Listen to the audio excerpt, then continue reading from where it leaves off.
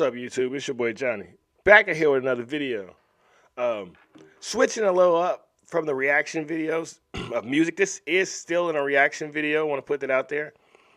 This is from Malcolm X. One of his speeches, the House Negro versus the Field Negro.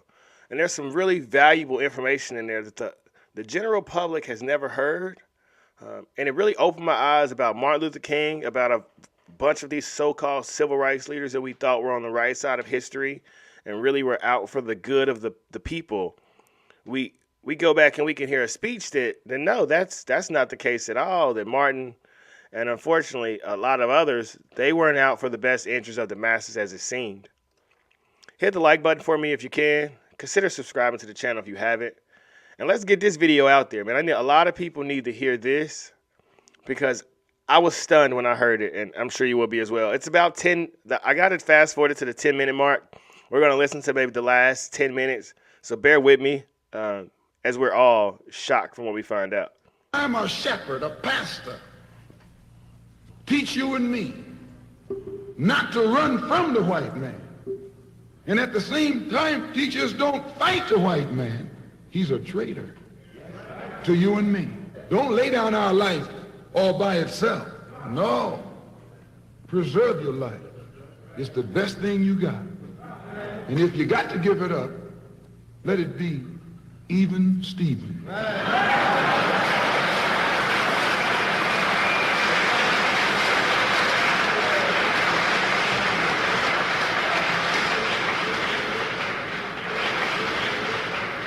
The slave master took Tom and dressed him well and fed him well and even gave him a little education, Gave him a long coat and a top hat and made all the other slaves look up to him. Then he used Tom to control them. The same strategy that was used in those days is used today by the same white man.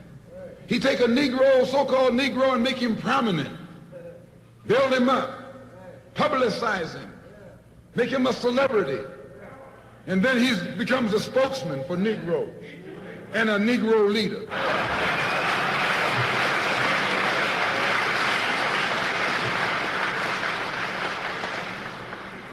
I would like to just mention one thing else quickly, and that is the method that the white man uses, how the white man uses these big guns or Negro leaders against the black revolution. They're not a part of the black revolution. And this is when it gets real. This is when you really find out who Martin Luther King was and how he told you that they educate him. He told you that they dress him, that the liberals have always took one of yours and put him in front of you. But here's when it gets ugly. They're used against the black revolution.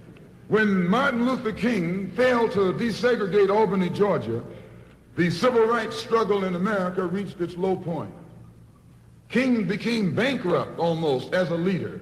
Plus, even financially, the Southern Christian Leadership Conference was in financial trouble. Plus, it was in trouble, period, with the people when they failed to desegregate Albany, Georgia. Other Negro civil rights leaders of so-called national stature became fallen idols. As they became fallen idols, began to lose their prestige and influence, local Negro leaders began to stir up the masses. In Cambridge, Maryland, Gloria Richardson. In Danville, Virginia, and other parts of the country, local leaders begin to stir up our people at the grassroots level. This was never done by these Negroes whom you recognize of national stature. They controlled you, but they never incited you or excited you. They controlled you, they contained you. They kept you on the plantation. As soon as King failed in Birmingham, Negroes took to the streets. King got out and went out to California to a big rally and raised about, I don't know how many thousands of dollars. Come to Detroit and had a march and raised some more thousands of dollars. And recall, right after that, Wilkins attacked King accused King and the Corps of starting trouble everywhere and then making the NAACP get them out of jail and spend a lot of money, and then they accused King and Corps of raising all the money and not paying it back. This happened. So Martin Luther King was raising money and they was infighting. Meanwhile, it seems that they was out for the greater good of America. I got it in documented evidence in the newspaper. Roy started attacking King, and King started attacking Roy, and farmers started attacking both of them. And as these Negroes of national stature begin to attack each other, they begin to lose their control of the Negro masses. And Negroes was out there in the streets. They was talking about, we're going to march on Washington. By the way, and right at that time, Birmingham had exploded, and the Negroes in Birmingham, remember, they also exploded. They began to stab the crackers in the back and bust them upside the head. Yes, they did. That's when Kennedy sent in the troops down in Birmingham. So, and right after that, Kennedy got on the television and said, this is a moral issue. That's when he said he's going to put out a civil rights bill. And when he mentioned civil rights bill and the Southern crackers started talking about they were going to boycott it or filibuster it, then the Negroes started talking about what? We're going to march on Washington, march on the Senate, march on the White House, march on the Congress, and tie it up, bring it to a halt. Don't let the government proceed. They even said they was going to go out to the airport and lay down on the runway and don't let no airplanes land. I'm telling you what they said. That was revolution. That was revolution.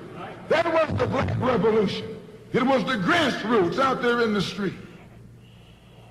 Scared the white man to death. And this is the same thing what happened with Black Lives Matter. I believe it started off as a grassroots movement. I believe these random cities where people were trying to figure out what can we do or what can we come up with to fix our neighborhoods, it always started off genuine. And look at all the cities last 50, 60 years, all run by Democrat mayors. Kansas City, New Orleans, Chicago, Baltimore, Detroit, Atlanta, Oakland, you name it anywhere, St. Louis, East St. Louis. They've co-opted us since this time. And what have we gotten out of it? Has our societies improved? Has our communities improved? No, you just made America worse and continue to bring down the moral fabric. But it gets uglier. Scared the white power structure in Washington, D.C. to death. I was there. When they found out that this black steamroller was going to come down on the Capitol, they called in Wilkins.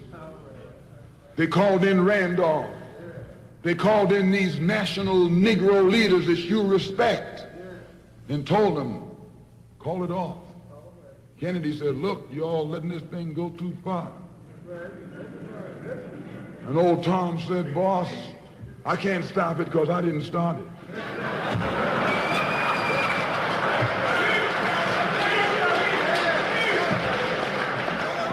I'm telling you what they said. They said, I'm not even in it, much less at the head of it. They said, these Negroes are doing things on their own. They're running ahead of us. And that old shrewd fox, he said, well, if you all aren't in it, I'll put you in it. I'll put you at the head of it. Pay attention now. I'll endorse it. I'll welcome it. I'll help it. I'll join it. A matter of hours went by. They had a meeting at the Carlisle Hotel in New York City. The Carlisle Hotel is owned by the Kennedy family. That's the hotel Kennedy spent the night at 2 nights ago. Belongs to his family.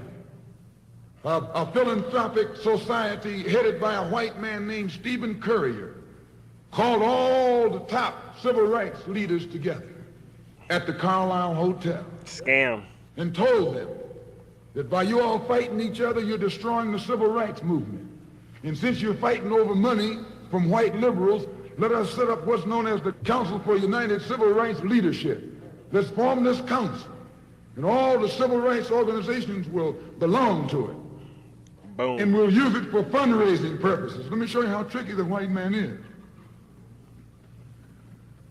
And as soon as they got it formed, they elected Whitney Young as the chairman.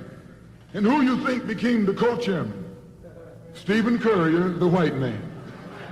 A millionaire. Powell was talking about it down at the Cobo today. This is what he was talking about. Powell knows it happened. Randolph knows it happened. Wilkins knows it happened. King knows it happened. Every one of that so-called Big Six They know what happened. Once they formed it, with the white man over it, he promised them and gave them $800,000 to split up between the big six, and told them that after the march was over, they'd give them $700,000 more. $1.5 million split up between leaders that you've been following, going to jail for, crying crocodile tears for, and they've nothing but Frank James and Jesse James and brothers. And is that not still accurate today? You got all these young kids out in the street protesting, getting arrested, defying authority for nothing. And now it's government control. You all are government puppets. That's why I say we got to protect our kids, because they all being used. This isn't real. All of it is for somebody else to profit off of.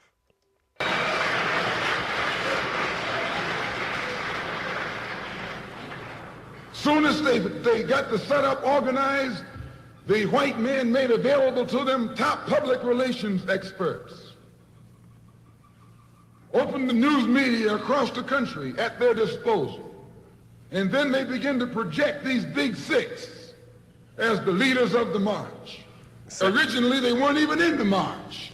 First off, I didn't know Martin Luther King was a part of Big Six, but look how they project Colin Kaepernick in front of your face, LeBron James. Anything that can make you think race is a major issue in America, look how that's projected inside of your face. You was talking this march talk on Hastings Street. Is Hastings Street still here? On Hastings Street. You was talking the march talk on Lenox Avenue, and down on Fillmore Street, and Central Avenue, and 42nd Street, and 63rd Street. That's where the march talk was being talked. But the white man put the big six ahead of it, made them the march. They became the march. They took it over. And the first move they made after they took it over, they invited Walter Reuther, a white man. They invited a priest, a rabbi, and an old white preacher. Yes, an old white preacher. And if you fast forward today, the only thing that's missing is an LGBTQ member. The same white element that put Kennedy in power labored, the Catholics, the Jews, and liberal Protestants. Same clique that put Kennedy in power joined the March on Washington. It's just like when you got some coffee that's too black, which means it's too strong. What you do, you integrate it with cream.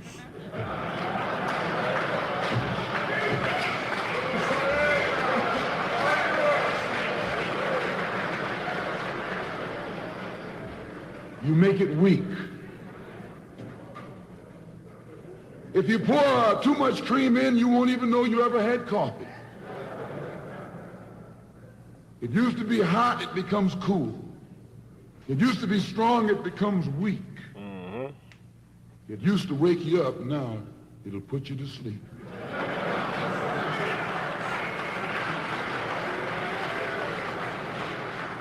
This is what they did with the March on Washington. They joined it. They didn't integrate it, they infiltrated it. They joined it, became a part of it, took it over. And as they took it over, it lost its militancy. They ceased to be angry. They ceased to be hot. They ceased to be uncompromising. Why, it even ceased to be a march. It became a picnic, a circus. Nothing but a circus. Same as today. With clowns and all. You had one right here in Detroit. I saw it on television with clowns leading it, white clowns and black clowns.